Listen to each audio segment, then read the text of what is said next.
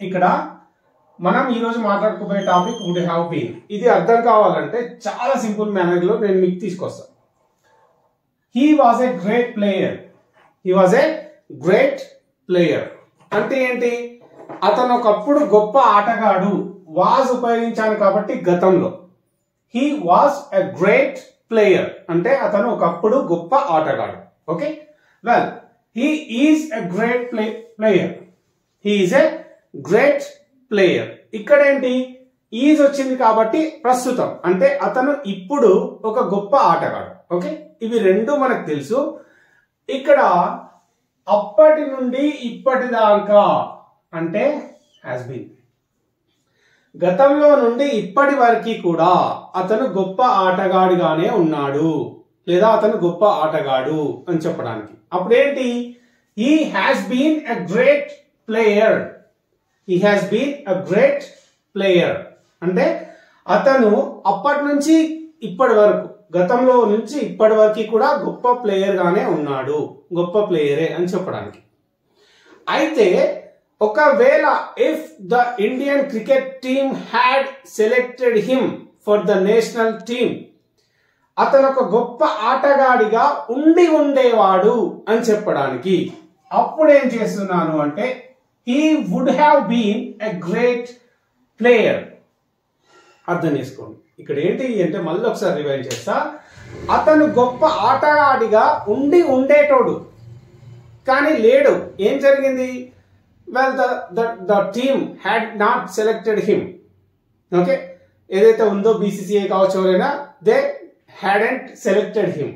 ఒకవేళ వాళ్ళు సెలెక్ట్ చేసి ఉంటే, if they had selected him for the national team, national team కి వాళ్ళు సెలెక్ట్ చేసి ఉంటుంటే, నేషనల్ టీమ్ కి సెలెక్ట్ చేసి ఉండుంటే he would have been a great player అంటే అతను ఒక గొప్ప ఆటగాడిగా ఉండి ఉండేటోడు అని అర్థం. ఓకే, ఇది సెకండ్ ఎగ్జాంపుల్ చూద్దాం, ఇంకా మంచి క్లారిటీ వస్తుంది. I was happy, simple one. నేను సంతోషంగా ఉండేటోని గతంలో. ఐ ఆమ్ హ్యాపీ, ఇప్పుడు నేను సంతోషంగా ఉన్నా. అప్పటి నుంచి ఇప్పటిదాకా సంతోషంగానే ఉన్నా. I have been happy. మనకు తెలుసు హీ సీ ఇట్ అయితే హ్యాస్ బీన్ వస్తుంది, మిగతా వాళ్ళతో హ్యావ్ బీన్ యూజ్ చేస్తాం. That's clear. ఇక్కడ ఐ హ్యావ్ బీన్ హ్యాపీ అంటే నేను సంతోషంగానే ఉన్నా, నేను సంతోషంగా ఉన్నా గతంలో నుంచి ఇప్పటిదాకా. నేను హ్యాపీగా ఉండి ఉండేటోని if I had got the job. ఇక్కడ ఏం చెప్తున్నా? నేను సంతోషంగా లేను. ఇక్కడ I would have been happy అంటే నేను సంతోషంగా ఉండి ఉండేటోని if I had got the job.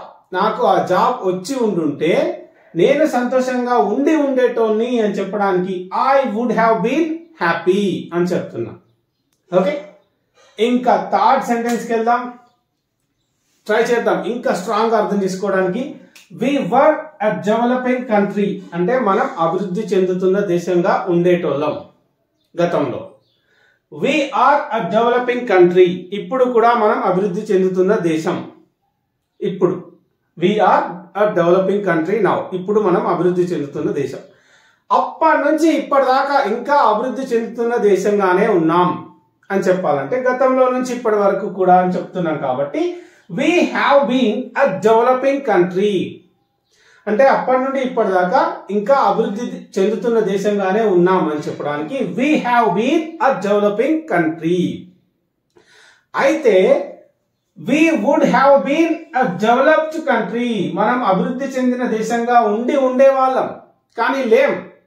Because something had gone wrong, some politician had destructed the economy, whatever the reasons. Okay, I don't want to bring in politics into this class anyway.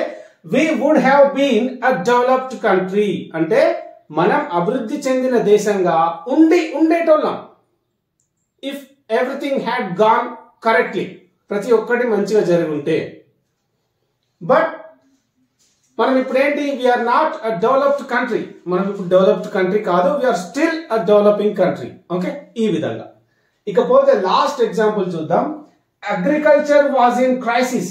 Crisis అంటే సంక్షోభం, crisis. Okay, agriculture was in crisis అంటే వ్యవసాయం సంక్షోభంలో ఉండేది, వ్యవసాయం సంక్షోభంలో ఉండేది. Right, agriculture is in crisis across the country. ఇప్పుడు దేశవ్యాప్తంగా వ్యవసాయం సంక్షోభంలో ఉంది. okay, except for Telangana, whatever. ఇక్కడ agriculture has been in crisis అంటే వ్యవసాయం అప్పటి నుండి ఇప్పటి వరకు కూడా సంక్షోభంలోనే ఉంది. వ్యవసాయం గతంలో నుంచి ఇప్పటి వరకు వ్యవసాయం అనేది సంక్షోభంలో ఉంది అని చెప్పడానికి agriculture has been in crisis అని చెప్తాం. Well, agriculture would have been in crisis in Telangana అంటే ఫర్ ఎగ్జాంపుల్ వ్యవసాయం సంక్షోభంలో ఉండేది. Well, if we hadn't formed our state, if KCR hadn't implemented so many schemes for the agriculture, వ్యవసాయం అనేది ఇంకా సంక్షోభంలోనే ఉండేది తెలంగాణలో. But it is good now in Telangana, right? అట్లా చెప్తాం. వ్యవసాయం సంక్షోభంలో ఉండేది అని చెప్పడానికి agriculture would have been in crisis if KCR had not implemented so many schemes related to the agriculture. వ్యవసాయానికి సంబంధించి అన్ని పథకాలు పెట్టకపోయి ఉంటే తెలంగాణలో వ్యవసాయం సంక్షోభంలో ఉండేది అని. అంటే ఇప్పుడు సంక్షోభంలో ఉందా? ఆల్మోస్ట్ లేదు. It is good, right? So ఈ విధంగా మనం వుడ్ హ్యావ్ బీన్ ని నేర్చుకోవచ్చు.